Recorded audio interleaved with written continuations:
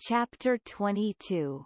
They swarmed up towards Sherburne's house, a whooping and raging like engines, and everything had to clear the way or get run over and tromped to mush, and it was awful to see. Children was heeling it ahead of the mob, screaming and trying to get out of the way, and every window along the road was full of women's heads. And there was nigger boys in every tree, and bucks and wenches looking over every fence, and as soon as the mob would get nearly to them they would break and scattle back out of reach. Lots of the women and girls was crying and taking on, scared most to death. They swarmed up in front of Sherburne's palings as thick as they could jam together, and you couldn't hear yourself think for the noise. It was a little 20-foot yard. Some sung out to tear down the fence. Tear down the fence. Then there was a racket of ripping and tearing and smashing, and down she goes, and the front wall of the crowd begins to roll in like a wave. Just then Sherburne steps out onto the roof of his little front porch, with a double-barrel gun in his hand, and takes his stand, perfectly calm and deliberate, not saying a word. The racket stopped, and the waves sucked back.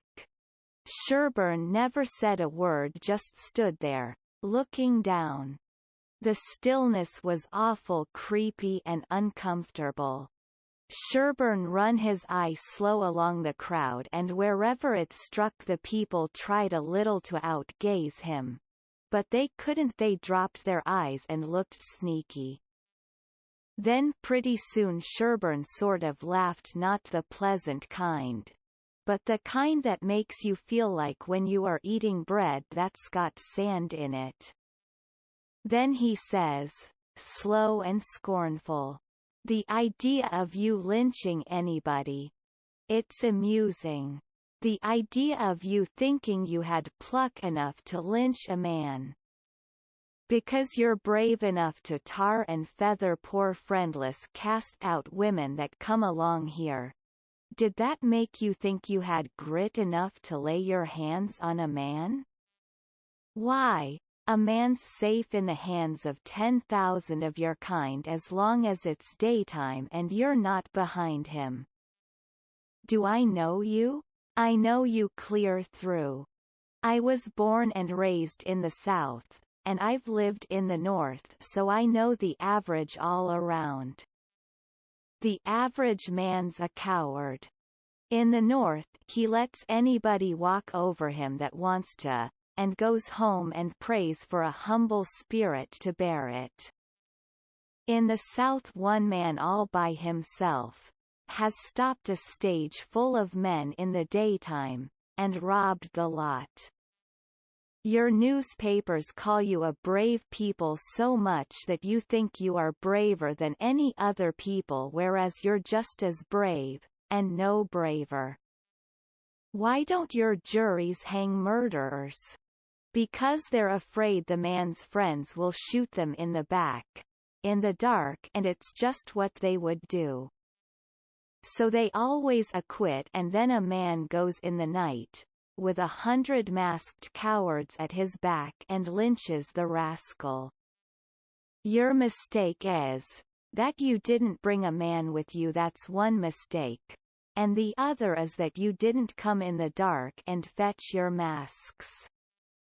You brought part of a man, Buck Harkness, there, and if you hadn't had him to start you, you'd a taken it out in blowing. You didn't want to come. The average man don't like trouble and danger. You don't like trouble and danger. But if only half a man like Buck Harkness, their shouts, lynch him. Lynch him. You're afraid to back down, afraid you'll be found out to be what you are, cowards, and so you raise a yell, and hang yourselves onto that half a man's coat tail, and come raging up here, swearing what big things you're going to do. The pitifullest thing out as a mob, that's what an army is. A mob, they don't fight with courage that's born in them, but with courage that's borrowed from their mass, and from their officers. But a mob without any man at the head of it is beneath pitifulness. Now the thing for you to do is to droop your tails and go home and crawl in a hole. If any real lynching's going to be done, it will be done in the dark, Southern fashion, and when they come they'll bring their masks, and fetch a man along. Now leave and take your half a man with you, tossing his gun up across his left arm and cocking it when he says this. The crowd washed back sudden, and then broke all apart, and went tearing off every which way, and Buck Harkness, he heeled it after them, looking tolerable cheap. I coulda stayed if I wanted to, but I didn't want to. I went to the circus and loafed around the backside till the watchman went by, and then dived in under the tent. I had my $20 gold piece and some other money, but I reckoned I better save it, because there ain't no telling how soon you are going to need it, away from home and amongst strangers that way. You can't be too careful. I ain't opposed to spending money on circuses when there ain't no other way, but there ain't no use in wasting it on them. It was a real bully circus. It was the splendidest sight that ever was when they all come riding in, 2 and 2, a gentleman and lady, side by side. The men just in their drawers and undershirts, and no shoes nor stirrups, and resting their hands on their thighs easy and comfortable. There must have been 20 of them, and every lady with a lovely complexion, and perfectly beautiful, and looking just like a gang of real sure enough queens, and dressed in clothes that cost millions of dollars, and just littered with diamonds. It was a powerful fine sight. I never see anything so lovely.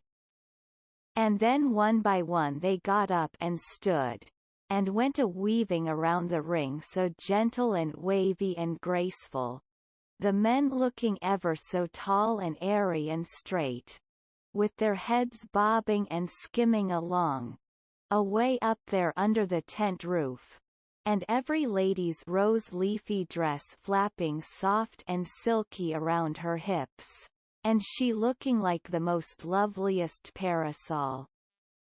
And then faster and faster they went, all of them dancing, first one foot out in the air and then the other, the horses leaning more and more, and the ringmaster going round and round the center pole, cracking his whip and shouting "Hi!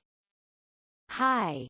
and the clown cracking jokes behind him, and by all hands dropped the reins, and every lady put her knuckles on her hips, and every gentleman folded his arms, and then how the horses did lean over and hump themselves. And so one after the other they all skipped off into the ring, and made the sweetest bow I ever see, and then scampered out, and everybody clapped their hands and went just about wild.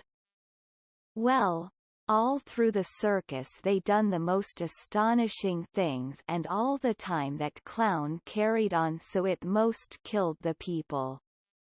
The ringmaster couldn't ever say a word to him, but he was back at him quick as a wink with the funniest things a body ever said, and how he ever could think of so many of them, and so sudden and so pat, was what I couldn't no way understand. Why, I couldn't a thought of them in a year. And by a drunk man tried to get into the ring, said he wanted to ride, said he could ride as well as anybody that ever was. They argued and tried to keep him out, but he wouldn't listen, and the whole show come to a standstill. Then the people begun to holler at him and make fun of him, and that made him mad, and he begun to rip and tear, so that stirred up the people, and a lot of men begun to pile down off of the benches and swarm towards the ring, saying, "Knock him down! Throw him out!" And one or two women begun to scream. So, then, the ringmaster he made a little speech, and said he hoped there wouldn't be no disturbance, and if the man would promise he wouldn't make no more trouble he would let him ride if he thought he could stay on the horse. So everybody laughed and said all right, and the man got on.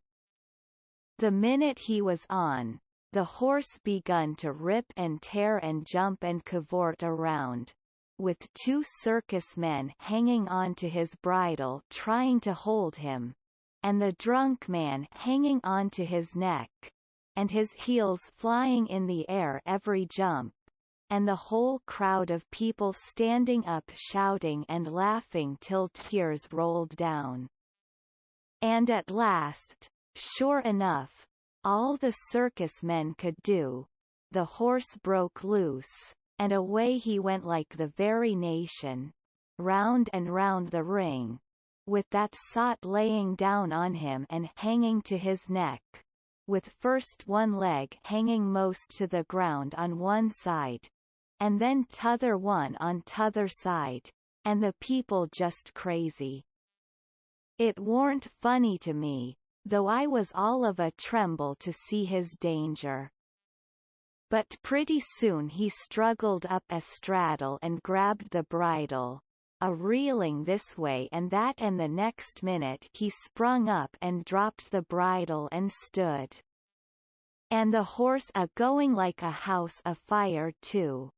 He just stood up there, a-sailing around as easy and comfortable as if he warn't ever drunk in his life, and then he begun to pull off his clothes and sling them. He shed them so thick they kind of clogged up the air, and altogether he shed 17 suits. And, then, there he was, slim and handsome, and dressed the gaudiest and prettiest you ever saw, and he lit into that horse with his whip and made him fairly hum, and finally skipped off, and made his bow and danced off to the dressing room, and everybody just a-howling with pleasure and astonishment. Then the ringmaster he see how he had been fooled, and he was the sickest ringmaster you ever see, I reckon. Why, it was one of his own men. He had got up that joke all out of his own head, and never let on to nobody. Well, I felt sheepish enough to be took in so, but I wouldn't have been in that ringmaster's place, not for $1,000. I don't know, there may be bullier circuses than what that one was, but I never struck them yet. Anyways, it was plenty good enough for me, and wherever I run across it, it can have all of my custom every time. Well, that night we had our show, but there weren't only about 12 people there, just enough to pay expenses. And they laughed all the time, and that made the Duke mad, and everybody left, anyway, before the show was over, but one boy which was asleep. So the Duke said these Arkansas lunkheads couldn't come up to Shakespeare. What they wanted was low comedy, and maybe something ruther worse than low comedy, he reckoned. He said he could size their style.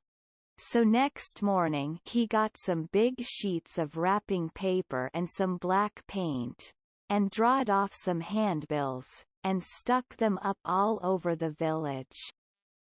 The bills said, "At the courthouse. For 3 nights only. The world-renowned tragedians, David Garrick the Younger, and Edmund Kean the Elder, of the London and Continental, theaters. In their thrilling tragedy of The King's Camelopard, or The Royal Nonsuch.